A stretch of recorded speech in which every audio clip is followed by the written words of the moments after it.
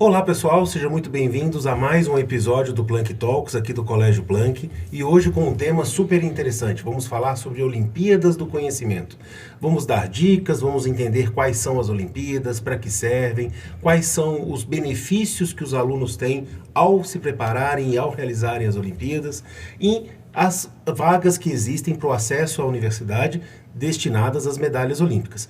Ou seja, a gente vai fazer uma visão bem ampla, bem legal sobre tudo o que existe hoje no Brasil sobre Olimpíadas do Conhecimento. Então, se você se interessa por esse assunto, se você conhece alguém que se interessa por isso, você é estudante, pai de aluno, professor, interessado sobre esse assunto, curte, compartilha, segue aqui o nosso canal e manda o link desse podcast para quem você acha que pode ser interessante. A proposta dos nossos programas, dos nossos episódios, é sempre disseminar boas culturas da área de educação. E aqui hoje a gente está com um time para lá de medalha de ouro. A gente está aqui com o professor Ivan Grilon, nosso grande convidado. O professor é professor de Física do ITA, uma matéria que eu gosto pouco, né? Autor do livro Estudo Eficaz e da coleção Física de Nível Olímpico, né, professor? Atualmente é coordenador da IYPT Brasil, coordenador estadual da Olimpíada Brasileira de Física, a OABF, e coordenador acadêmico das seletivas das Olimpíadas Internacionais de Física. Professor, que currículo extenso. Seja muito bem-vindo. Prazer ter o senhor aqui. Obrigado, André. É um prazer estar aqui conversando com vocês. Professor Humberto, professor de matemática. Eu sou fã número 1, há 32 anos, Obrigado, um dos melhores professores de matemática do Brasil. Cofundador aqui do Colégio Planck, com uma experiência muito grande em preparar alunos para o vestibular de alto desempenho e também para as Olimpíadas. Prazer ter aqui, Humberto. Agradeço. E o professor Alexandre Suzuki, professor Alexandre também professor de matemática, hoje um time aqui muito forte de exatas, que é coordenador do Núcleo de Preparação Olímpica aqui do Colégio Planck, professor de matemática e um apaixonado por Olimpíadas, que ele acolhe os talentos que querem se preparar para as mais diversas Olimpíadas. Um prazer tê-lo aqui, professor. Muito obrigado, professor. Prazer. Gente, então, se você se interessa por Olimpíada do Conhecimento, fica aqui com a gente, porque é um time de primeira que vai falar sobre esse assunto. Para você aluno, para você pai, e manda aqui seus comentários. E se faltou algum ponto, deixa aqui o seu pedido que a gente traz no próximo episódio. Gente, que prazer ter vocês aqui. Nós vamos falar nos próximos minutos aqui sobre Olimpíadas. E eu queria botar uma pergunta logo para deixar o nosso ouvinte, né, quem está nos assistindo, antenado. O que é Olimpíada do Conhecimento? Professor, vou destinar para o senhor começa e a gente vai bater no papo. Claro, com certeza. O que é uma Olimpíada do Conhecimento? Bom, professor, Olimpíada, na verdade, são competições científicas, né, destinadas justamente para os alunos sempre irem além do que eles aprendem na escola. Então, Olimpíadas do Conhecimento, na verdade, tem Olimpíada que tem uma prova, né, que trata de assuntos que são um pouco acima do comum. Tem Olimpíadas que elas são muito mão na massa também, por exemplo, a Mobfog, que é uma Olimpíada que a gente vai lançar um foguete, a gente tem que preparar. Então, basicamente, as Olimpíadas são competições de fato, mas são competições visando a ciência, visando com que o aluno saia da zona de conforto e vá além, para buscar mais conhecimento. Professor, quer complementar? Então é basicamente isso que o Alexandre falou, né? E aí nesse espírito de Olimpíada, né? Então assim, a gente, no geral, propõe essas competições que têm formatos bem diversos, então não é uma coisa rígida como só prova, ele falou da Mobfog, né?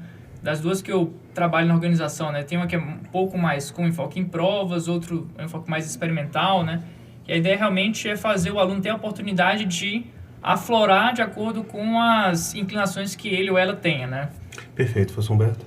De fato, são Olimpíadas, provas de vários formatos que visam um aluno que quer um desempenho maior na matéria, né? E lembrando que tem várias áreas, né? Tem geografia, redação, economia, biologia, a OBB, que é uma grande Olimpíada, né? Então, o aluno, ele quer mais, né? Então, ele procura essas competições que motivam, né? Desafia o aluno e, quem sabe, direciona eles para um futuro, né, acadêmico no ensino superior. Então, acho que é um bom degrau para isso, né? Eu acho que cada vez mais a gente tem ouvido falar das Olimpíadas do Conhecimento. Eu, por exemplo, quando terminei o colégio, no século passado, na década de 90, na década de 80, na verdade, eu não ouvia muito falar sobre Olimpíadas. Era algo que na minha escola não tinha essa difusão em Belo Horizonte, né, onde eu estudava. E hoje a gente percebe que é mais comum. Eu vejo minha filha, que hoje tem 12 anos, tem 4 anos que ela participa de uma Olimpíada, que é a OBA, que é uma Olimpíada que atinge as crianças pequenininhas e que é super interessante, tem uma parte bem lúdica para falar um pouquinho sobre o espaço, sobre gravitação, sobre astronomia. E ela também participa da Canguru, que é uma Olimpíada de Matemática.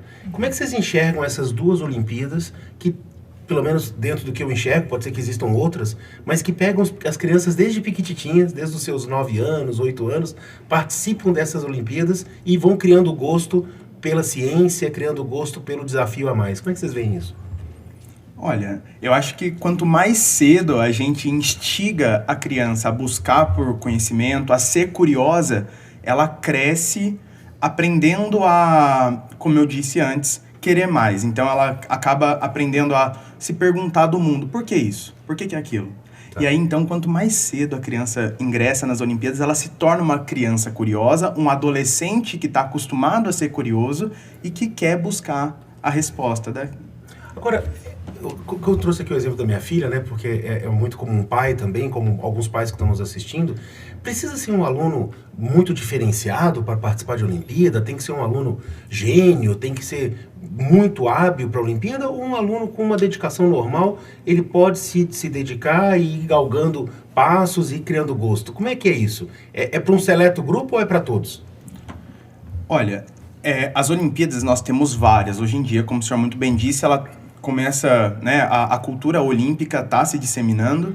Então, a gente tem Olimpíada que é muito específico para um público seleto, por exemplo, como a Olimpíada que o professor Ivan coordena, a OBF, são questões de alto nível, o aluno ele se prepara para aquilo. Tem uma preparação específica. Exatamente. Tá. Mas o legal é que hoje em dia, como as Olimpíadas elas estão ficando cada vez mais comuns, as Olimpíadas elas estão ficando mais acessíveis para as pessoas. Então, existem Olimpíadas hoje que basta você ser curioso e querer buscar mais, que com certeza você vai se divertir fazendo as Olimpíadas. E essas mais curiosas são essas duas que eu falei, que é a OBA e a Canguru. Exato. São as Olimpíadas que iniciam os jovens no mundo da ciência. Porta de entrada. Porta de entrada. Eu acho que para as crianças menores ela serve de motivação, né? Tá. Algumas têm até um formato diferente, Olimpíadas em grupo, né? Que o aluno se junta para fazer um desafio. E, de fato, iniciar a criança no aspecto motivacional. E também a gente não pode esquecer que motiva o professor também, né? Sim. Porque ele vai dar a aula, o professor sempre reclama que falta tempo, e sempre falta porque as matérias são infinitas, né? Então, se o professor Ivan Guilhom dá uma aula de física para a Olimpíada, ele tem todo o tempo do mundo de detalhar, né? Então, o professor se motiva e contagia o aluno. Né? Então, as Olimpíadas, algumas, são muito motivacionais de fato. Elas têm uma dificuldade menor, mas engajam o aluno. Na hora que você engaja, você vai direcionando ele, né, professor? Exatamente. Você vai levando ele para as outras Olimpíadas mais competitivas, né? Que demandam mais estudo, mais preparo. Eu enxergo dessa maneira. E também, sim, em algumas Olimpíadas você tem a organização em diferentes fases, né? Então, por exemplo, a OBF é uma que assim, é bem tradicional, talvez seja a Olimpíada de Física. OBF, só para o nosso público entender? Olimpíada Brasileira de Física, né? Legal. Então, ela talvez seja mais tradicional em física, né? Mas ela você tem tipicamente um nível de dificuldade que vai crescendo, né? Então, não é que você vai fazer a Olimpíada, você tem que ser um gênio para montar aqueles problemas, né? A primeira fase, ela costuma dar um tom, assim, de o que é uma boa prova na concepção dos organizadores. Segunda fase, você já tem agora problemas mais desafiadores para o aluno vai sendo aprovado de uma fase para outra. Exatamente. Tá. E alguns estados, inclusive a segunda fase, que nem é o final da Olimpíada, ela já serve como uma premiação estadual, né? Então, muitos estados usam a segunda fase para premiar a nível estadual, e a terceira fase é que realmente é uma prova assim, de alto nível, que já vai selecionar os alunos, os melhores do Brasil, e aí às vezes uma Olimpíada joga para outra, né? Então, se você vai aprender na UBF, os melhores da UBF são selecionados para um torneio brasileiro de física, que é a nível nacional com, sei lá, um top 100 do Brasil, de estudantes. Isso de 30 a 40 mil. Isso alunos do ensino médio? Do ensino médio. Tá. E aí esse torneio de física, por exemplo, a nível do Brasil, vai jogar para Olimpíadas Nacionais, uma Olimpíada Internacional de Física, uma Ibero-Americana, é uma Olimpíada Europeia que o Brasil participa como convidado, né? Então você tem níveis de Olimpíada e às vezes você vai galgando degraus, né? Só para a gente entender, porque a gente aqui está mais acostumado, mas às vezes a pessoa que está nos assistindo não. Eu queria que vocês explicassem um pouco o que significa medalha de ouro, prata e bronze, porque às vezes as pessoas imaginam a Olimpíada Científica como uma Olimpíada onde tem apenas um ganhador de ouro, um ganhador de prata, um ganhador de bronze. E muitas vezes não é. Você tem uma faixa de alunos que ganham ouro, prata e bronze. E explicar um pouquinho essa escalada de uma Olimpíada regional, uma Olimpíada estadual, uma Olimpíada nacional e uma mundial. Para as pessoas entenderem que você tem aí diferentes níveis. E aí depois a gente entra no que significa, porque o senhor já foi ganhador de várias medalhas, né? Mais de 20 medalhas aí, nacionais e internacionais. Explique um pouquinho para o nosso ouvinte como é a questão das medalhas e como é essa questão da regionalização e o nível que vai crescendo. A resposta vai ser um pouco complicada, porque cada disciplina tem a sua particularidade, né? Então, eu vou conseguir responder mais fácil as Olimpíadas de Física. Vamos com esse exemplo. Né? Então, por exemplo, na UBF, pode existir uma outra Olimpíada de Física. Por exemplo, há vários anos existia a Olimpíada Paulista de Física, que foi descontinuada. Mas, normalmente, as duas primeiras fases da UBF dão conta da área regional, né? Então, a primeira fase, tipicamente, a gente costuma dizer que é a Olimpíada das Escolas, que a escola usa e ela mesma corrige de alternativa. A segunda fase é mais estadual. E na primeira fase já tem uma premiação? Não, a primeira vai para não. a segunda. Primeiramente as escolas sentirem ali a prova e identificar os seus melhores alunos para começar um trabalho. Perfeito. Segunda fase, aí já é usada para uma premiação a nível estadual. Perfeito. Né, para vários estados. Terceira fase, aí você já tem até um novo elemento, não é nem mais prova só teórica. Na nossa Olimpíada a gente realizam experimentos, que é uma coisa bem nova para muita gente, né? Então, pegar um experimento, montar um experimento, fazer medidas, analisar dados, né? Que é uma parte da física que é muito importante e que às vezes os professores nem têm assim, como é que eu trabalho esse tipo de conteúdo mais experimental?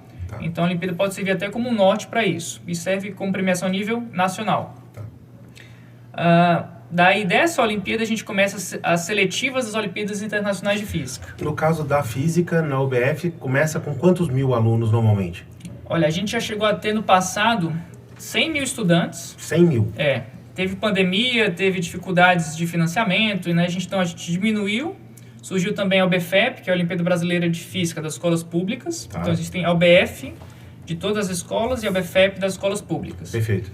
E aí, a gente hoje em dia trabalha com algo em torno de 30 mil estudantes. E aí, medalhistas, a gente tem centenas de medalhas. Né? Então, da segunda fase. Da segunda e da terceira também. Perfeito. Então, a gente tem centenas de medalhistas, assim, medalha de ouro, são vários ouros, pratas, bronze, menções honrosas.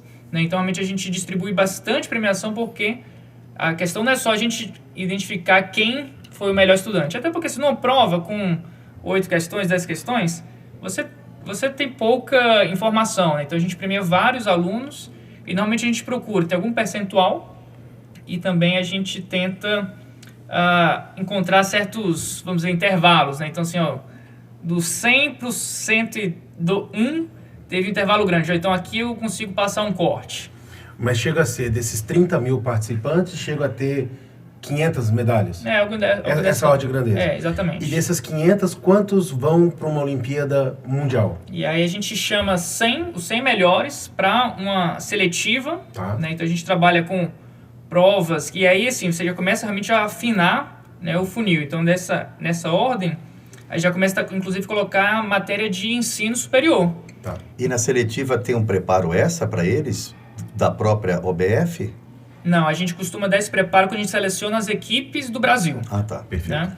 Então, a gente oferece para eles provas com que eles possam se medir e trabalhar. Né? Em geral, se você tem um desempenho ok, você vai andando até participar do Torneio Brasileiro de Física. Então, as seletivas elas servem para a gente sair de um nível ensino médio forte e até um nível de Olimpíadas Nacionais. Perfeito. Então, a gente tem duas provas seletivas e aí nesse torneio nacional a gente dá o gosto de o que é uma mini Olimpíada Nacional de Física.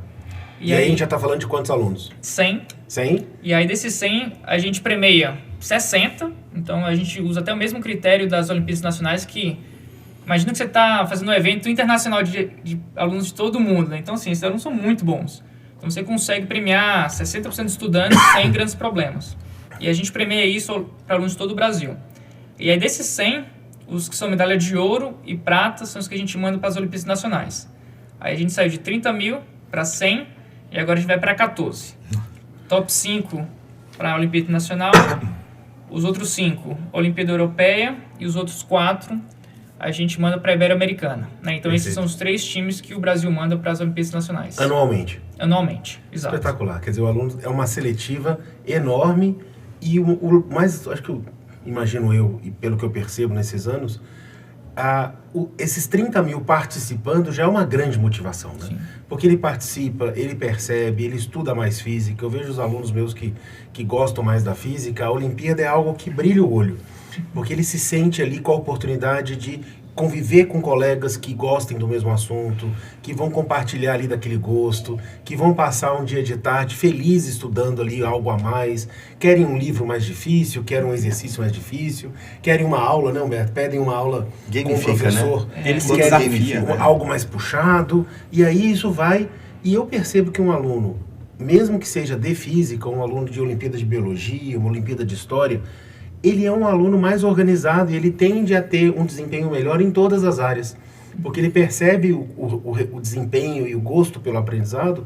Às vezes um aluno de Olimpíada de História, que tem Olimpíadas muito bonitas de História, a Unicamp conduz uma muito forte, e que ele melhora o desempenho dele na física, melhora o desempenho dele na matemática, porque ele se organizou mais, ele aprendeu ele viu que o mundo tem um sarrafo mais alto, então ele se motiva a estudar mais, porque ele quer estar junto naquele seleto grupo. Então eu acho que a Olimpíada só tem aspectos positivos, né? Fora a oportunidade de, às vezes, conhecer outros lugares do mundo, né? Sim.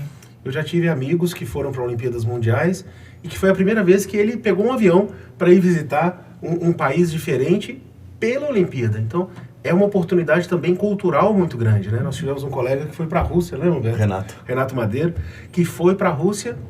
Não lembro se foi a primeira vez que ele saiu do Brasil, mas eu acho que foi uma das primeiras. Eu acho que foi. E foi para a Rússia, claro que fez um pouco de turismo, mas só de ter ido para lá, ele já se sentiu super competente, super capaz. E a gente respeitava muito, né? O histórico dele de Olimpíada de Matemática. Respeitamos, né? Respeitamos muito. Não é fácil, não. Se ele estiver nos ouvindo, um grande abraço, saudade. Quem sabe você vem um dia aqui falar um pouquinho com a gente. Madeira. Grande Madeira. Então, gente, repara que tem esse funil, né? E a gente falou aqui um pouco dos benefícios. Professor Humberto, o que mais que você destaca como benefício para um aluno? Só não fala assim, Humberto, eu não sei se vale a pena. Que conselho que você dá para esse aluno? Então, o aluno, ele começa com as Olimpíadas motivadoras, acho importante isso, para ele ganhar um grau de organização. Porque, querendo ou não, a Olimpíada é um trabalho a mais, e se o aluno não tiver aquela resiliência, ele não consegue trabalhar em paralelo com a aula da escola. Eles separam, né? O aluno separa. A aula da escola para a aula da Olimpíada. Né? Então, ele tem que enxergar um benefício muito bom para ele, ele tem que perceber que faz bem para ele se organizar. Então, o que você falou, professor André, da organização, eu acho que é um dos aspectos mais importantes que ele ganha também. E é um benefício para a vida profissional, né? Porque ele vai se organizando e vai tendo ganhos que ele vai colher para o resto da vida. E uma palavra que o Ivan falou que me chamou a atenção é que na UBF tem um nível forte de ensino médio, né? Uhum. Por isso que os vestibulares já querem, as universidades querem esses alunos, porque eles são bons, eles gostam daquele assunto. É um aluno que vai entrar na física, por exemplo, da Unicamp, ele vai desenvolver demais, né? Então, ele já está fazendo uma faculdade, um curso pré-universitário antes, né? E eu acho que um ponto, eu ouvi um pouco o professor Alexandre, o professor Ivan, que é principalmente nessas primeira e segunda fase, que são seletivas, não existe um paradoxo ou algo que seja conflitante com o próprio vestibular. O aluno, quando ele se prepara para uma primeira fase de física, de biologia, de história, de geografia, de atualidades, de economia, esse aluno ele está se preparando também para o Enem, ele está também se preparando para a FUVEST, também para a Unicamp, para uma GV, para um INSPE, para a universidade que ele quiser, porque ele vai estar estudando mais, ele vai estar melhorando seu repertório, ele vai estar virando um aluno mais sofisticado. Como é que vocês enxergam essa preparação complementar? Uma coisa legal, e assim, vocês comentaram da organização, né? Mas a Olimpíada é uma coisa muito interessante também, que assim, além da organização, é você ter uma mudança de postura, né? Então imagina, você sai de um programa normal, né? De, o professor vem, dá aquele currículo, eu assisto minha aula e vou embora e não escolho nada, né? Você sai de uma coisa que vem embalada e pronta para você, para uma aventura que você vai, aqui eu vou Olimpíada de Astronomia, e o seu colégio não tem a Olimpíada de Astronomia. Então, assim, às vezes os alunos vão atrás da escola, arruma um professor de astronomia para mim, porque eu quero competir aqui, quero aprender mais nisso. E aí você vai na Olimpíada de Física, aí você já tá, olha, eu tô no primeiro ano, mas eu quero aprender termologia... Já quero buscar os assuntos da segunda série. Da terceira então você série. sai de um aluno que recebe tudo passivamente para alguém que está ali buscando os próprios livros, às vezes pedindo para a escola comprar material, trazer professor. Então você leva o aluno a ter uma proatividade muito boa, assim, né? Essa semana passada eu tive a oportunidade de visitar a Universidade de Toronto, no Canadá. E eu fui visitar o Instituto Fields, né, de matemática. E era impressionante o número de alunos que estão ali, que foram alunos participantes de Olimpíadas do Conhecimento. Então era um ponto, eu sabia que a gente ia gravar esse assunto, então eu fui conversando. Vocês participaram de Olimpíadas? Sim. E a Universidade de Toronto tem 78 nacionalidades estudando lá. Só 5% dos alunos são canadenses.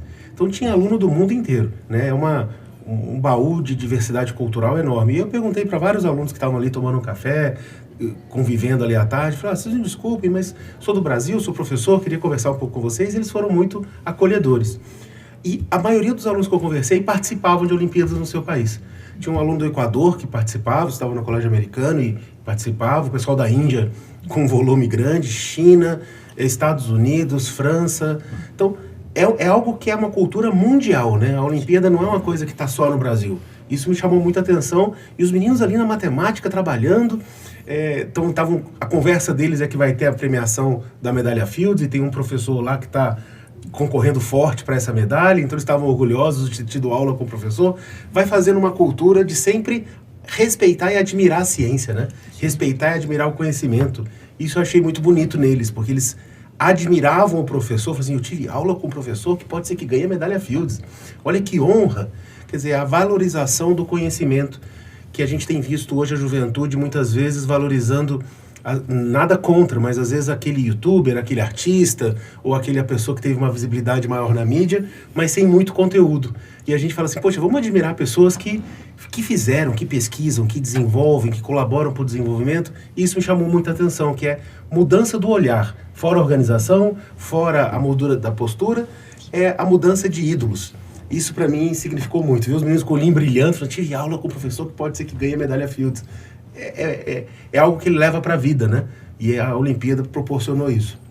As universidades de fora, né, elas têm esse olhar, elas sabem que quem faz Olimpíada é um aluno mais proativo porque ele buscou.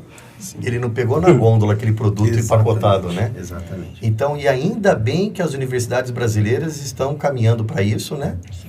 A Unicamp, né, que já, me parece que já está no 5º ano que está pegando alunos olímpicos. E esse ano teve 122 vagas para 33 cursos. 132 vagas? 122 vagas para 33 cursos. Voltada, o aluno não precisa fazer o vestibular. Ele não faz o vestibular, ele, claro, tem Olimpíadas pré-selecionadas que chancelam o conhecimento dele. Por exemplo, um medalhista de ouro da OBF, ele pode fazer engenharia elétrica na Unicamp. Sem fazer o vestibular. Sem fazer o vestibular. Ele já mostrou ele já foi selecionado por essa medalha. Ele já foi selecionado, pela proatividade dele e pelo desempenho dele, foi premiado. Você gosta de física? Você pode fazer física aqui, engenharia aqui, você escolhe. Igual nós tivemos um aluno, o Ishan, né, que foi para a Mundial de Economia, foi medalha de ouro em grupo na Mundial de Economia e prata individual. E ele abriu-se muitas portas para ele nas universidades fora do Brasil, e a GV deu bolsa para ele. A GV deu bolsa integral para ele. Bolsa integral, e olha, você não precisa fazer o vestibular porque a gente já quer você. Um aluno mundial da economia falou, não, esse aluno vai agregar aqui para a universidade. Então, é interessante perceber que o aluno, ele se dedica para aquilo que quer, e aquilo pode abrir portas de forma muito rápida para ele, né? Isso é muito interessante. E tem se tornado cada vez mais comum, né? A Unicamp, eu acho que ela seguiu à frente, mas eu acho que a USP abriu vagas também. A USP, Unesp, Unesp, Federal do Mato FABC, Grosso do Sul, então o a gente tá ficando cada vez mais comum, e realmente assim, a gente começou a perder gente porque a gente tinha os medalhistas E assim, as universidades do exterior, assim, elas começaram a capturar muitos alunos de fora. Porque imagina que você recebe vários applications de alunos do mundo inteiro, né? Então você precisa fazer alguma triagem, alguma seleção, né? Como é que você seleciona um currículo de aluno da Índia, um do Japão e um do Brasil? Como é que você mede esses 3 caras? Você precisa de uma população comum. Então, o jeito mais fácil de fazer isso é, olha, esses 3 caras aí que são bons em física se juntam num lugar do mundo, a gente faz uma Olimpíada, olha, um é ouro, um prata e um bronze. Aí você consegue traçar uma régua que meça esses, né? Então, isso não é a única, né? Então, normalmente, essas universidades estrangeiras olham vários aspectos, mas sim, participação de Olimpíadas internacionais principalmente, né, tende a ser um aspecto muito visado.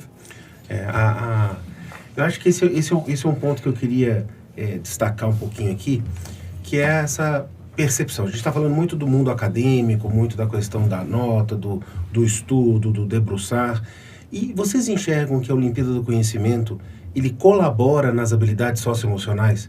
De que forma a dedicação a um acadêmico, a um estudo mais forte, colabora com as minhas emoções, colabora com a forma como eu lido com as pessoas, a forma como eu lido com a frustração, eu gero um pouco mais de casca, me sinto mais forte, fico mais generoso. Como é que vocês enxergam isso? Olha, eu acho que isso daí é tão verdade, né, que torna um profissional realmente resiliente, né, vamos dizer assim, que é um profissional que está acostumado a seguir uma rotina, uma regra de estudo, é um profissional que buscou mais, né, que inclusive existem startups hoje em dia que dão preferência de vaga para alunos olímpicos, para alunos, no caso, né, para profissionais que têm Olimpíada no currículo.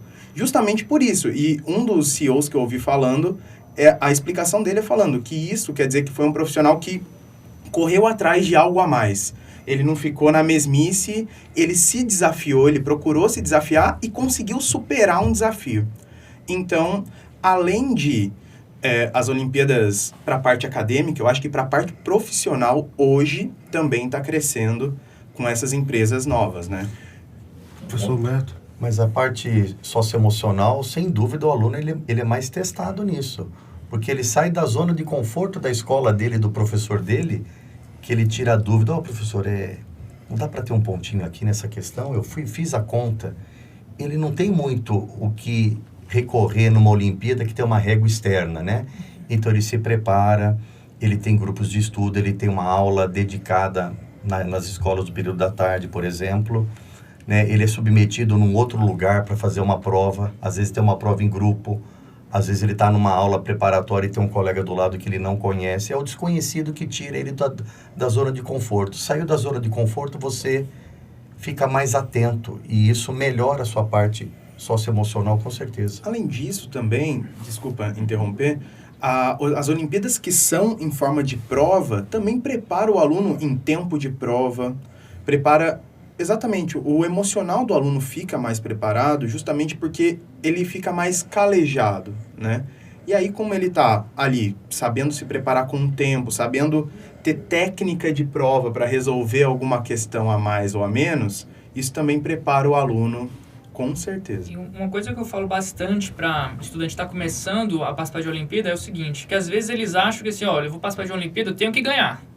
Né? E assim, a Olimpíada não é assim, você está tendo uma competição e assim, está tudo bem você não ganhar uma medalha aqui e ali, né?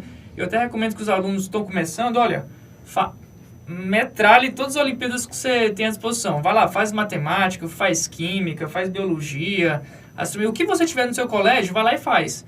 Porque você vai lá sem compromisso, vai vendo o que você gosta de fazer, o que você não gosta, o que você tem mais aptidão. Vai experimentando, né? Vai experimentando. E aí, se você tiver uma afinidade, se der muito bem em uma, aí você vai dando aquela prioridade. Então, você não precisa chegar lá e ganhar medalha. Você não precisa entrar tendo essa responsabilidade, né? E uma Olimpíada é muito diferente de uma prova de colégio. Uma prova de colégio, você tem que tirar aquela nota 6,5, 7, senão você está reprovado. Tem uma Olimpíada, você vai lá e tira 5, você é medalha de ouro. Então, assim, não é uma coisa que você tem que ir lá e fazer tudo. Então, a gente está lá dando desafios, e se você vai... tem 3 questões. Se faz uma, isso aqui é uma questão que você está fazendo, mas não é de graça. Cada questão ali é um desafio. Então, você dá ao estudante essa perspectiva que, olha, na vida os problemas não são fáceis assim. E tá tudo bem você não ir bem em sempre. Às vezes você tem dias e dias, né? Então, esse lidar com você não conseguir fazer essa frustração é normal. E a gente treina, né? Numa perspectiva assim, para fora daquela coisa, ambiente controlado, a sua aula que você teve com aquele professor que vai fazer aquela prova e você pode negociar com ele, né? Então, a gente conseguir levar o estudante a participar dessa competição sem ter essa carga, né? Então, assim, você tem um jeito saudável de competir. Perfeito. Então, eu vejo muito nessa linha. E um ponto, professor, que eu acho que eu acompanho aí nos anos que a gente vê os meninos se preparando, é uma outra competência socioemocional que eu acho que desenvolve muito, que é o trabalho em equipe. Porque na hora que eles se reúnem para estudar aprofundado, a Olimpíada de História é muito isso, né? Não é uma Olimpíada individual, é uma Olimpíada em grupo.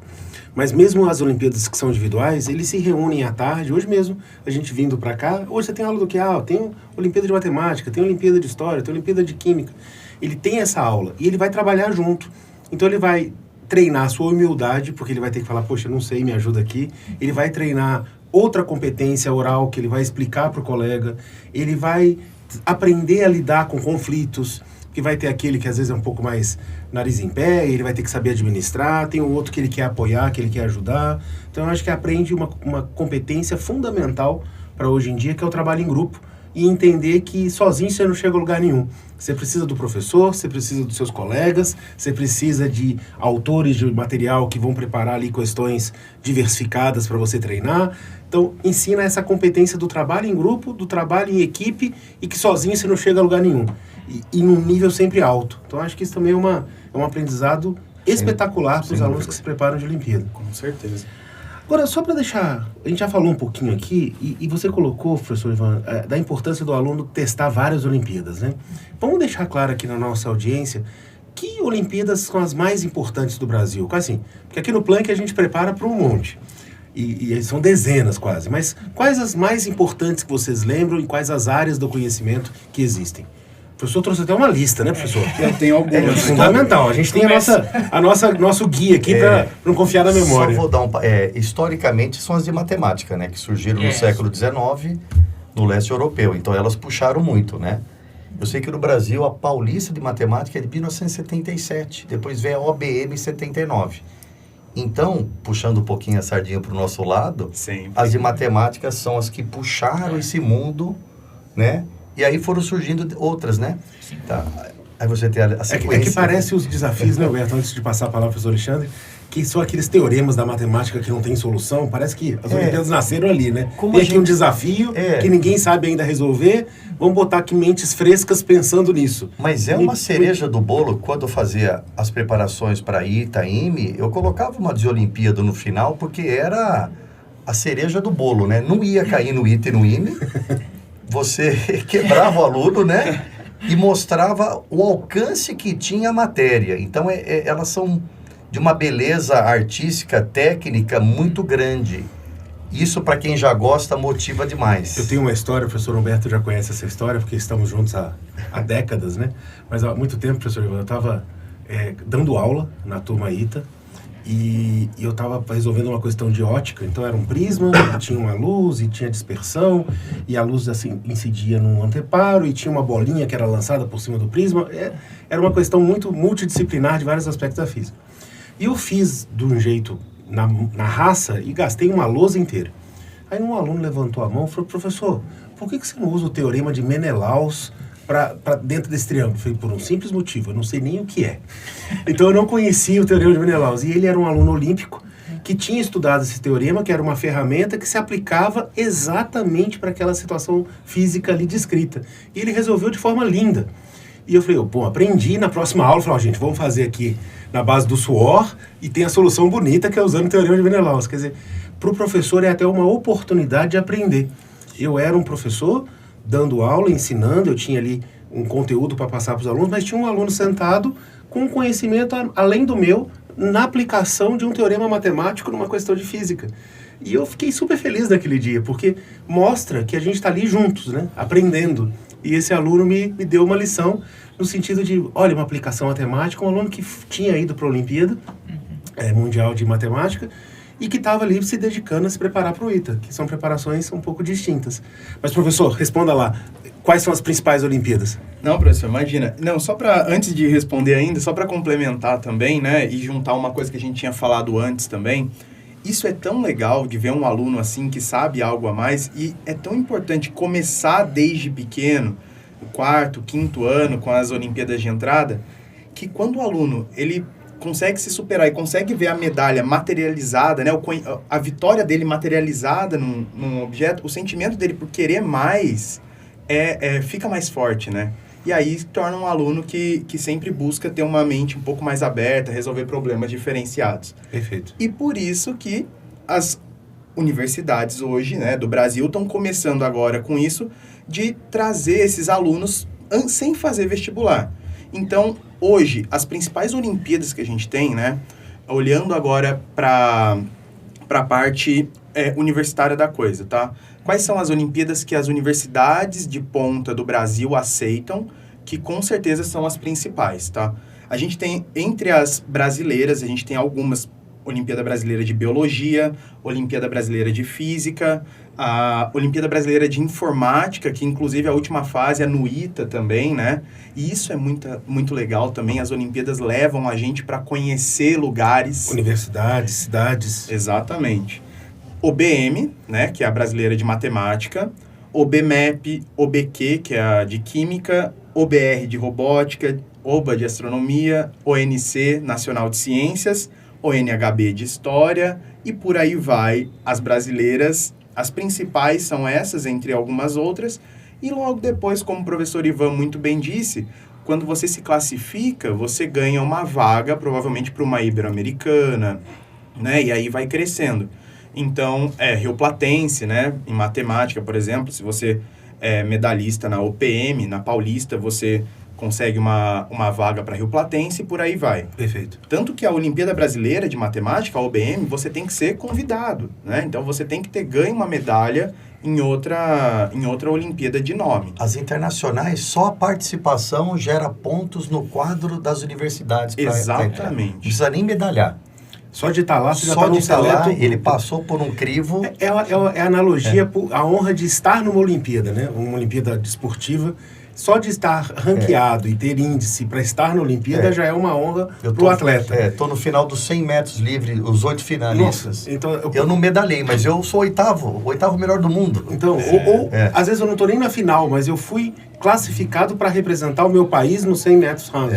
Então eu estou ali lógica. Entre os melhores atletas do mundo. Só de estar ali, ele já é um atleta olímpico. Com certeza. Que foi para a Olimpíada, né? E é legal de perceber a diversidade das Olimpíadas que eu falei. Eu falei Olimpíada desde as biológicas, né, da área da química, física, matemática. Mas tem redação, tem cartográfica. Se você for abrir as Olimpíadas, essas são as principais, que são as mais antigas, né, professor? Mas se você for abrindo, o nicho vai.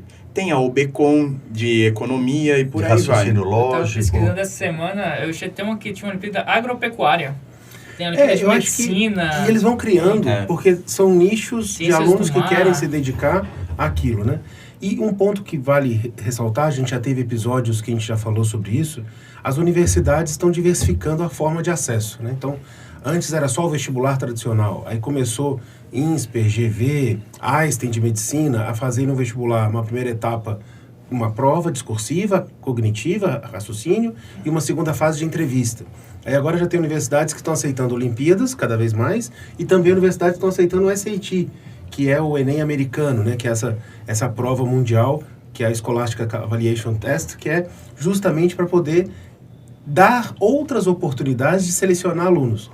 E aí a gente volta naquele passo que é o aluno protagonista, que é o aluno que busca mais. Então, o aluno que se dedica ao SAT, ele vai ter que ter uma preparação a mais. Ele vai ter que estudar mais inglês, ele vai ter que estudar os tipos de questão que tem no SAT. Aí ele também vai fazer o vestibular tradicional, que é o Enem. Aí ele também participa de Olimpíada. Então, é um aluno que vai buscando diferentes formas de se preparar e vai gerando diferentes oportunidades de ter acesso a pessoas boas, a professores melhores, a ambientes mais altos. Então, a gente tem percebido uma mudança de cenário. Então, a dica que fica aqui do professor Ivan, eu acho que eu assino embaixo. Participe o máximo possível de Olimpíadas. treine, se teste. Sem esse compromisso, acho que o senhor falou algo muito importante aqui para a nossa audiência, sem o compromisso de medalhar, com o compromisso de se conhecer, com o compromisso de vir um sábado, vir um dia de tarde para fazer uma prova diferente. Falei, puxa, gostei dessa prova. Isso aqui é algo que meu olho brilha mais. Vou me reunir com meu colega sábado à tarde para acabar o NHB, né, de História da Unicamp, então, né? Eu acho que essas oportunidades de se conhecer também é um processo socioemocional, que é o autoconhecimento, que é saber aquilo que brilha o olho, aquilo que ele não gosta tanto, e tá tudo ok, né? Todo mundo tem direito, óbvio, de gostar mais de uma coisa e menos de outra. Agora, existem Olimpíadas para todas as tribos, né? Então, independente do que você gosta, vai ter alguma Olimpíada para você. E você tem uma diversidade muito grande, assim, de disciplinas, de formatos também. Então, você tem, por exemplo, Olimpíadas, a YPT, que eu sou coordenador geral. Então, a Olimpíada de Física, que ela tem um formato com experimentos. Então, o aluno tem que também apresentar, então tem que discutir. Então, você, de repente, você gosta de física e também gosta de retórica, discussão, apresentação, né? Então, você está se expondo a uma situação científica e de discussão diferente, né? Então, você pode incorporar elementos para além de só uma prova, é um trabalho em grupo com 5 estudantes, a gente falou bastante de trabalho em grupo, habilidades socioemocionais, né? Então, as Olimpíadas, na diversidade que elas têm, né, elas conseguem dar essas oportunidades para os alunos aprenderem, né, de várias formas, seja com aula, prova, mas também com essas discussões, debates, enfim, né? Então, acho que a gente falou, síndrome de professor, né? A gente vai falando um pouquinho e tenta fazer um resumo, né, professor? Para ficar bem claro. Para ficar bem claro do que a gente está falando. A gente falou aqui da importância e dos benefícios para o aluno, falamos dessa diversidade, falamos do aluno se permitir experimentar e sem esse compromisso da nota, sem esse compromisso do ir bem, que afinal de contas é algo a mais que ele está se dedicando e ele pode experimentar. Agora eu queria olhar sobre 2 outros aspectos. O aspecto do professor e o aspecto da família. Como que o professor pode, então o professor que estiver nos assistindo, não necessariamente um professor que se envolve na Olimpíada ou que trabalha aqui no colégio, mas um professor, de uma forma geral, possa estimular o aluno? Qual a estratégia que vocês recomendam para que os professores que estão nos assistindo possam criar o gosto no aluno dele de Olimpíada? E depois a gente fala um pouquinho sobre a família e o papel dos pais. Eu pensei nisso, né, a respeito, né? A gente começou a dar aula um pouco mais de tempo, né, professor? Então, a gente buscava as coisas nos sebos, né? Então, quando eu vi pela primeira vez uma questão de Olimpíada Mundial, Moscou, 1980, eu falei, o que é isso? Então, você começa a se interessar. Hoje, com a tecnologia, com a internet, o professor que quer entrar nesse mundo olímpico para motivar mais o seu aluno, para atuar mais na sua área, ele tem que pesquisar essas provas. O INPA, por exemplo, na matemática, o Instituto de Matemática Pura e Aplicada ajuda muitos professores. Inclusive, você entra nos sites desses institutos para alunos e o professor aprende também, porque a aula tem alto nível. Tem videoaulas gravadas, tem lista de exercício, tem a bibliografia. O POT, né? O POT, né? Então, o POT seria o Polos Olímpicos de Treinamento Intensivo. São vários recursos que o professor pode ter para se preparar. Porque, de fato, a matemática olímpica, por exemplo, a física olímpica, o professor não teve na graduação dele especificamente aquele tipo de abordagem, né? Então, ele tem que buscar sozinho esse preparo. Então, com a internet, fica muito mais fácil, longe da nossa época de garimpar os sebos, professor. O professor só falou agora, me deu um saudosismo do cheiro do sebo. Que a gente ia em São Paulo, nas capitais que tinham sebos mais recheados, ia garimpar ali, passava a tarde e saía com a sacola cheia de livros ali com páginas amareladas. Eu lembro dos livros russos, os Saraievas da vida, com questões que eram ainda editados ali no Peru, né? Era em espanhol, então tinha livro em inglês, tinha livro em espanhol. Saraieva, que é um clássico, né? Quem que prestou ITA que não tinha o Saraieva, mesmo que não mexesse muito, né? E aí, de vez em quando, você pegava lá uma questão e estudava. Eu acho que hoje a internet facilita mesmo, né, professor? Facilita muito, você tem acesso... Portugal tem um passado olímpico melhor que o nosso, com mais tempo de preparo. Você entra em sites portugueses, tem muito material para o professor se aprofundar. A gente pode até deixar aqui no descritivo desse podcast um link para o nosso site que fala das Olimpíadas e para esses sites que esses 2 ou 3 principais que possam remeter para que o professor possa consultar, né? Eu acho que é sempre interessante. Quer dizer, de novo, também é um protagonismo do professor, né? Que é buscar ali se aprofundar mais, trazer o desafio. O professor Humberto, ele é conhecido nacionalmente pelas suas listas, né? Então, o Humberto, ele faz listas manuscritas, e a capacidade de produzir lista dele é quase infinita, porque de um dia para o outro aparece uma lista inédita com a data de hoje, manuscrita, quer dizer, não foi uma coletânea de questões que ele imprimiu. A não ser que ele tenha uma impressora em casa com a letra dele, né, professor? Mas vem manuscrito, mas o professor, ele precisa buscar isso, porque eu percebo, Humberto, que o poder que as suas listas têm com os alunos, de entregar uma lista e do aluno falar assim, vou fazer essa lista de exercício aqui do Humberto. Que você faz ali, começa médio, depois vai para o mais difícil, no final tem sempre um desafio, tem aquela questão que você fala assim, aqui se você estiver bem, gasta aqui um tempinho trabalhando. Aí você faz o gabarito mais elaborado para o aluno, dá uma dica, você faz ele procurar. Eu acho que a gente tem que lembrar os professores que, claro, a gente tem alunos que têm mais dificuldade, talvez as listas possam ser de resgate, de apoio. Aqui mesmo já fizemos resgates, que às vezes o aluno está no ensino médio, mas ele ainda tem uma fragilidade ali do 7ª ou 8ª série, de conta de fração, de porcentagem, de proporção, de teorema de Tales, e aí você precisa resgatar. Existe esse universo e a escola tem esse papel. Mas aqui a gente está falando desse aluno que quer algo a mais, que quer buscar mais. E acho que o papel do professor de ir nesses sites, buscar literatura, até ir em sebos que ainda existem, né, em menor intensidade, mas que é buscar esses conteúdos e trazer para o aluno. O senhor tem alguma experiência nisso, professor Ivan? Um outro ponto que eu acho que é interessante para o professor que está começando a trabalhar com isso é começar com essas Olimpíadas de acesso, né? Então, a OBA, os primeiros níveis da UBM, a UBF lançou esse ano o nível UBF Júnior. Olha. Então, que já vai ser para alunos de 6º e 7º anos do ensino fundamental. É quase uma Olimpíada de Ciências. Então assim, nessa época eu não sabia nem que física existia. Então, você tomou um aluno ali num comecinho para essa Olimpíada de Ciências, um pouquinho de astronomia, gravitação, né, cinemática, estudo de movimento. Então, quando você começa a trabalhar com esse tipo de aluno mais jovem, você não precisa de pré-requisito. Perfeito. Então, fica mais fácil você começar na sua escola um programa de Olimpíada com alunos mais jovens. Né? E você vai, então, evoluindo. E você vai criando a cultura, né? E um trabalho de longo prazo. Né? Então, assim, não adianta você começar com uma aula ali, uma semana antes da Olimpíada, você dá uma aula e achar que vai resolver. Né? Então, assim, a ideia é realmente você ter os seus alunos. Olha, esse é o pessoal aqui da biologia, esse pessoal da matemática, esse pessoal da física. E aí eles vão se desenvolvendo. E esse trabalho de longo prazo, naturalmente, à medida que eles vão se conhecendo, vão vendo que eles gostam disso, os alunos se juntam sozinhos para estudar juntos. Então, quando tem isso aí acontecendo, medalha é consequência, né? Perfeito. E, então, pronto. E como é que fica a questão dos pais? Porque muitas vezes os pais nos procuram de... meu filho, como é que eu faço meu filho se estudar mais, ou ele se estimular mais, ou ele gostar mais? Vocês têm aqui, nós temos 2 exemplos de física e matemática que muitas vezes são os vilões, né? Do aluno falar que tem dificuldade de matemática, que não gosta.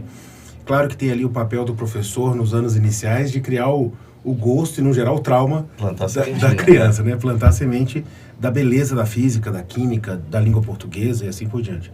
Mas que conselhos a gente pode dar para os pais para que os pais estimulem e incentivem os filhos a procurarem a Olimpíada do Conhecimento? Como é que a gente trabalha isso em casa, com os nossos filhos, com as nossas famílias? Olha, eu acho que procurar tirar o filho da zona de conforto esporadicamente, eu acho que é legal. Tá por dentro ali e falar, e aí?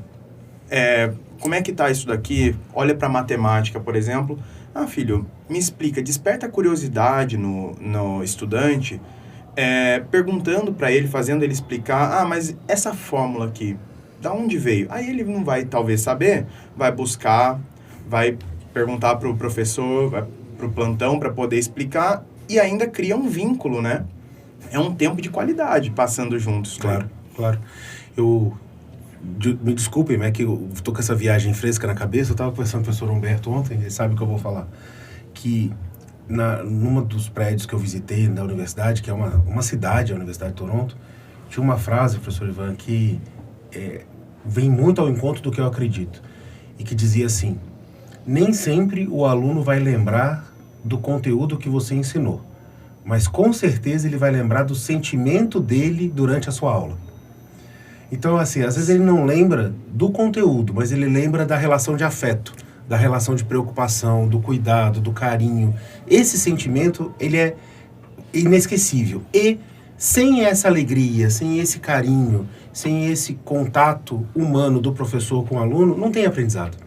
Então, acho que também a dica para a família e para o professor é mostrar que é legítimo, mostrar que ali tem uma preocupação verdadeira com o desenvolvimento dele. Não cobrança, mas sim afeto e sim carinho, porque às vezes ele pode não lembrar da demonstração da forma, mas ele lembra do tempo de qualidade que passou com o pai, que passou com a mãe, que passou com o professor, naquele momento de estudar. Né? Eu acho que isso interpessoal também é muito importante. E a gente criar, eu acho que esse é um desafio nosso como educador, é quebrar o paradigma de que estudar é feio, de que estudar é algo nerd, que estudar é algo chato, que estudar não é legal. Não, estudar é maravilhoso. Você só tem que achar aquilo que te motiva. Eu talvez não goste tanto de geografia e história, e eu gosto muito de matemática, eu gosto muito de física. Fui para a área de engenharia, isso me ajudou a empreender, me ajuda no dia a dia da minha gestão, me ajuda como professor. Meu filho adora história. Ele gosta de natureza, gosta de matemática, gosta de física, mas adora história, é um apaixonado por história. Ele gosta de estudar, ele gosta de ler. E isso é muito bonito. Então, acho que despertar o gosto por aprender. Esse é um dos desafios do colégio e é um desafio de todo educador. Eu acho que todo pai, né? Vamos aprender, vamos gostar de aprender. É o olhar do pai, da família e do professor. O professor atento, né? Então a gente sempre imagina o aluno que está querendo mais, ele resolve mais fácil as questões, você começa a desafiar ele, né? O aluno que tem mais dificuldade, você também dá um apoio para ele, só que numa outra etapa, né? Então o aluno, ele começa a despertar, a gente descobre os talentos, o Alexandre acolhe o talento, você alimenta mais o aluno, a família também perceber se o filho está desmotivado. O que está acontecendo, filho? Tá fácil a matéria, isso? Você não quer mais desafio? Né? A escola tem setores para fazer com que o aluno cresça mais, né? Então ele vai se desenvolvendo. E o olhar do professor, né, e da família juntos, né? Isso faz com que o aluno produza mais. Com certeza. Eu acho que tem uma questão muito chave aqui, que é você olhar para o aluno concreto, né? Então, assim, o seu filho, ele tem certos talentos, certas dificuldades, né? E tá tudo bem. Então, ao invés de tentar colocá-lo numa caixinha, né? É que nem aquele desenho, assim, que é bem caricato, você deve ter visto, com certeza, que é um macaco, um peixe, um rinoceronte, aí você coloca uma árvore, subam aí, só o macaco sobe, né? Então, assim, educação, você não tem isso. Coitadinho do peixe, né? E o peixe tá lá, assim... Então, o peixe ele é muito bom, mas em nadar, né? Então, no momento que você olha para o seu estudante, para o seu filho, né? E olha assim, olha, tem talentos que eu preciso descobrir quais são e ir orientando, né? E aí você dá a cada pessoa o que ela precisa, né? Então, às vezes um aluno tem uma dificuldade e ele vai precisar de uma aula de reforço, fazer aquela base bem feita, né? No que é importante. Às vezes o outro aluno tem aquela facilidade, então ele já precisa de um desafio, né? Então, acho que você dá a cada um, né, seja um filho, seja estudante, aquilo que ele precisa, né? E para isso é preciso sensibilidade, né? Aquele olhar atento, seja do professor, seja do pai e mãe. Eu costumo dizer sempre, né, que não existe ferramenta adaptativa mais eficiente que o olhar atento de um professor, né? Que é o olhar atento de um pai. Mas eu acho que hoje existe, a gente que está muito na coordenação e atende muitas famílias e há muitos anos, eu acho que existe um mito que talvez é uma necessidade que nós pais temos, que os nossos filhos sejam bons em tudo. Ele tem que ser bom nas línguas, ele tem que ser bom no esporte, ele tem que ser sociável, tem que ser amigo, tem que ser liderança, tem que ser querido. Claro que a gente quer o melhor para eles, mas eu acho que é o que você colocou. Tá tudo bem ele não ser bom nisso, tá tudo bem ele ser melhor naquilo. É ter um pouco de paciência e falar, poxa, isso não é você não é bom nisso, e tá tudo bem não ser bom nisso. Mas tem alguma coisa que você é bom. O esporte, a arte, as ciências, a linguagem, as humanidades, algo vai te despertar e algo vai trazer maturidade para você. Eu acho que quanto mais cedo isso acontece, mais paz de espírito a criança tem. Porque ele vai percebendo que ele, da onde ele pertence. Também, né? E os pais também, porque ele pertence àquilo. Aquela é uma área muito boa dele. Então a gente tem essa preocupação de tudo tem que ser bom. E, poxa, tem que ganhar na loto, né? Para tudo ser bom. Não é assim que funciona. Tem coisas que você é bom, tem coisas que você não é bom. É muito raro um aluno que é bom em todas as habilidades, ainda é bom no esporte, ainda é bom no videogame, ainda é bom na leitura, desenha bem, canta bem, toca bem. Gente, isso aí é uma mosca branca, né? É a coisa mais rara. Mas, gente, um ponto, professor, que não queria fechar o nosso podcast hoje sem falar. Como é que o senhor enxerga, o senhor que tem a experiência aí na graduação, no ITA, no mundo da ciência, como é que o senhor enxerga as Olimpíadas do Conhecimento corroborando ou somando com a comunidade científica? Assim, como é que é essa colaboração e como é que a gente melhora a ciência do nosso país? Olha, eu acho que eu vejo de duas formas, né? Uma, eu acho que as Olimpíadas são um ótimo canal, né, para tirar os professores e entrar em contato com a população em geral, né? Então, normalmente, quem organiza essas Olimpíadas, no geral, são professores universitários, são instituições, né? O INPA, na matemática, na física, tem muita ação da SBF, da Sociedade Brasileira de Física. A história é a Unicamp. Então, você tem um caminho, né, de extensão da universidade, né? Trazendo a universidade para interagir com jovens e dar um sinal, ó, o que você pode estudar, o que tem para ser estudado aí. Né? Então, acho que isso é um avanço da universidade em direção à sociedade. Né? Perfeito. E o outro lado, né, da gente conseguir criar talentos. Né? Então, normalmente as Olimpíadas têm sempre um objetivo que é identificar, né, e estimular talentos. Então, eu hoje sou professor de física, fiz doutorado em física e tal. E na minha trajetória pessoal, as Olimpíadas de Física foram uma peça-chave ali. Eu não teria seguido o mesmo caminho que eu segui na minha vida se não fosse uma Olimpíada ali, quando eu tinha uns 15 anos, que eu fiz e eu achei muito legal. Eu comecei a estudar e não parava, assim. Nem que chegou num ponto que eu estava indo para Mundial, que fui no México em 2009, que a minha mãe falava assim, eu estava até 1 da manhã, meu filho, pare de estudar e vai dormir. Então, assim, é uma coisa que eu tava ali gostando e que eu não conseguia parar, né? É quase o jovem que fica até 1 da manhã jogando videogame. Então... Tá tudo bem. Não tudo bem ficar jogando até 1 da manhã, mas era tão prazeroso quanto, né, pra você? Então você consegue tirar esse estudante, assim, de uma tela, de um jogo de videogame e trazer ele pra se divertir. E o Beto falou uma coisa que é legal, né? E mas quem gosta muito de exatas, né? Vê beleza nos problemas, né? Então, assim, tem aquele problema de matemática... Aquele problema de física, nossa, que problema bonito. Eu fiz, nesse último torneio brasileiro de física, eu fiz um problema que era para você modelar o chute de falta do Roberto Carlos na França em 97. Que aí ela fez exatamente aquela bola. O gol é lindo, assim. E aí, efeito Magnus, dinâmica, hidrostática, cinemática, assim, foi... muito bonito e assim, no final da prova, todos os alunos me cumprimentaram. Professor, o seu problema, que a gente coloca a autoria embaixo. Professor, o seu problema é muito bonito.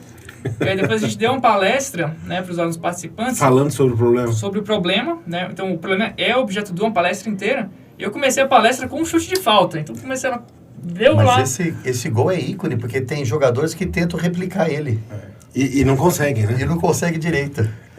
Então, você tem essa... Quando você captura um aluno ali na adolescência com um gancho dele, às vezes ele gosta de futebol e ele pega na física, né? Então, você consegue... A chance de definir a vida dele é alta. Então, realmente, isso é uma coisa muito bonita, a gente conseguir criar talentos e aí, capturando, você traz para a universidade, você traz para uma graduação, para se tornar engenheiro, um físico, né? Então, até no meu doutorado, tem muitas ideias no meu doutorado, minha tese, que eu remeto aos meus problemas de Olimpíada. Então, essa coisa, você vai construindo um prédio, né? A base é muito importante. E lembrando que a gente está citando aqui a física, a matemática, porque somos dessa área, né? Mas eu vejo um brilho nos olhos dos alunos que participam da Olimpíada de História, de Atualidades, de Filosofia, de Biologia, de Medicina, de Robótica, de Programação, de Informática, que são diferentes áreas que ele, de alguma maneira, vai se apaixonar por ali, né? A gente já viu alunos que se dedicam à Olimpíada de História e falam assim, é isso que eu quero fazer. Eu quero fazer História, quero fazer pesquisa, quero ir para a universidade fazer História, eu quero fazer Direito, porque eu me apaixonei aqui pela Olimpíada de Atualidades, quero falar sobre Direito Civil, quero ser juiz, e aí vai gerando esses talentos, né? Nossa, professor, exatamente o que o senhor disse. Eu acho que assim, eu como professor costumo falar para os meus alunos assim, que gente... Eu gosto de formar alunos que não é aluno que sabe apertar um botão. Eu gosto de formar aluno que sabe o que tem por trás da máquina, de como funciona a máquina, e não como aperta um botão, porque isso a maioria sabe. E as Olimpíadas fazem exatamente isso. Como elas tiram um aluno da zona de conforto e fazem ele buscar as respostas para os problemas do universo, né? O aluno acaba que se torna talvez um pesquisador, e isso com certeza contribui para a ciência e tecnologia em avanço de pesquisa, se torna um pesquisador, ele busca conhecer mais. E isso muito instigado, com certeza, na época da adolescência pelas Olimpíadas. E muitas vezes a gente tem que quebrar o paradigma de que a matéria, o estudo, não vou aplicar isso na vida. Eu lembro de um aluno, Beto, lembra da Maria Júlia Wada? Vou citar ela aqui porque é um exemplo positivo, Maria Júlia. Se estiver nos assistindo aqui, é um exemplo do bem. A Maria Júlia não gostava muito de matemática. E, coincidentemente, naquela semana a gente estava fazendo uma revisão de matemática e tinha uma questão do Enem que citava assim, olha, você vai fazer uma festa de aniversário, cada pessoa vai comer tantos docinhos, tantos salgadinhos, tantos refrigerantes, cada um custa tanto, quanto que vai gastar na festa? Era um problema de matemática. E ela falou, nossa, eu não gosto de matemática e tal. Aí um dia à noite no colégio, eles estavam estudando ali para uma prova e eles pediram uma pizza. Era um grupo de alunos, eles pediram uma pizza doce, pediram refrigerante. E a Maria Júlia foi o caixa. Então ela falou assim, ó, quem pediu pizza salgada tem que pagar tanto, quem pediu pizza doce tem que pagar tanto, quem pediu refrigerante tem que pagar tanto, recolhia o dinheiro de cada um, deu o troco e pagou. Eu falei, Maria Júlia, mas você falou que você não gostava de matemática, e você fez um problema real perfeito. Falou assim, não, aquilo lá é matemática, isso aqui é vida. Então, assim, falta essa conexão entre o que é matemática e o que é vida. E ela foi super hábil. Eu falei assim, você acha que você não gosta de matemática? Você acha que você não é boa em matemática? Mas você é muito boa sim. Olha como é que você deu conta de tantas variáveis, todo mundo saiu com o dinheiro certo, com o troco certo, de várias situações. Que às vezes o aluno, ele só falta a motivação certa para estudar e para perceber valor naquilo, né? Isso eu acho fantástico. E, professor, para a gente já estar caminhando aqui para os nossos momentos finais, queria que você comentasse um pouquinho, professor Alexandre, como é que funciona o núcleo de preparação olímpica do Colégio Planck, porque é algo muito forte aqui no colégio, desde a fundação do colégio que a gente tem esse núcleo, que é o P3O, e o senhor, de forma brilhante, tem coordenado esse núcleo. Como é que funciona? Explica um pouquinho para quem está nos ouvindo e se interessa por Olimpíada, que se ele quiser uma preparação muito ampla, o Planck é uma ótima escolha. Exatamente. Bom, professor, o nosso programa, né, é até legal também o professor Ivan conhecer, o nosso programa de preparação olímpica, ele funciona dividido em segmentos. Então, a gente tem uma preparação olímpica para biologia, matemática, humanidades, física, química. E o que acontece, né? Geralmente, os alunos que são alunos olímpicos, como a gente citou aqui, eles precisam de preparação a mais. Se eles não querem ficar somente nas Olimpíadas que são portas de entrada, e sim Olimpíadas que têm um pouco mais de peso, são alunos que precisam ir além. Então, o colégio, pensando nisso, o nosso programa desenvolveu aulas, que são aulas específicas para a Olimpíada, e agora também, além de ser aulas específicas para aprofundamento em Olimpíada, a nossa ideia é também trazer e unir o útil ao agradável e preparar o nosso aluno também para o vestibular, unindo Olimpíada e vestibular de alto desempenho. Então, o nosso programa, além de deixar antenado os alunos de todas as Olimpíadas científicas que acontecem no país e também incentivar os alunos a participar dessas Olimpíadas, né? A gente deixa os alunos a par com o aplicativo e vai tirando todas as dúvidas e dá todo o suporte. O programa, além de fazer tudo isso, ele também prepara o aluno para as Olimpíadas com aulas com os nossos professores. Sim, são aulas anuais, que como o professor falou, começa no início do ano letivo ali em fevereiro, março, e vai até novembro, vai até dezembro, o final do ano letivo. A gente tem um cronograma de aula com matérias específicas, né? E aí os nossos professores seguem esse cronograma, postam listas extras, isso é muito legal. Então, as listas geralmente são muito fortes, são listas que misturam exercícios de ITA, IME, junto com alguns exercícios olímpicos. E também são aulas que são um pouco mais aprofundadas, né? E até, professor, me permita aqui, questões de segunda fase de FUVEST, de Unicamp, que na física, na matemática e química são questões de alto nível. Com certeza. O aluno que está se preparando para a Olimpíada, como o senhor colocou muito bem, são preparações complementares. Ele faz a Olimpíada, ele se dedica mais àquela matéria e ele está cada vez mais preparado para uma segunda fase, cada vez mais preparado para fazer uma boa graduação. Eu fico muito feliz quando o aluno volta e depois do primeiro ano de faculdade, fala assim, nossa, André, a física lá tirei de letra porque eu lembrava das coisas que você e os seus colegas, não, os outros professores ensinaram. Ou volto, nossa, o Humberto ensinou tal coisa e eu lembro disso, me ajudou muito no curso de cálculo. Quer dizer, o aluno que se dedica mais, ele também vai ter mais facilidades na sua graduação, no início da faculdade, né? Não são coisas diferentes, né? Então, assim, se você se aprofunda em física, é claro que você tem a gente prepara para provas, enfim, você tem uma nuance de prova para prova, mas se você se aprofunda em física, matemática, química, o natural é que você consiga fazer uma boa prova, né? Tem uma prova, um caso pessoal, aqui quando eu fiz um vestibular do IME, no segundo ano do ensino médio, nem estava no terceiro. E aí, na prova de matemática específica, eu fui muito bem, assim. E aí, perguntaram assim, não, mas como é que você foi tão bem sem nem ter feito o terceiro ano? Eu falei, não, mas essa ideia eu vi na Olimpíada tal, essa aqui eu vi na Rio Platense, essa aqui eu vi na minha aula de números complexos com geometria, né? Então, assim, eram ideias olímpicas que apareceram aqui e ali, né? Todo conhecimento é digno de ser aprendizado, né? De se aprender. Então, isso é fundamental. Pessoal, eu queria agradecer muito, a gente falou bastante aqui sobre a Olimpíada, sobre a importância da Olimpíada, o benefício da Olimpíada. A gente vai deixar aqui embaixo, como eu disse, um link que pode nos trazer informações, tanto as informações que a gente oferece, quanto as informações de uma forma geral para o professor que quiser.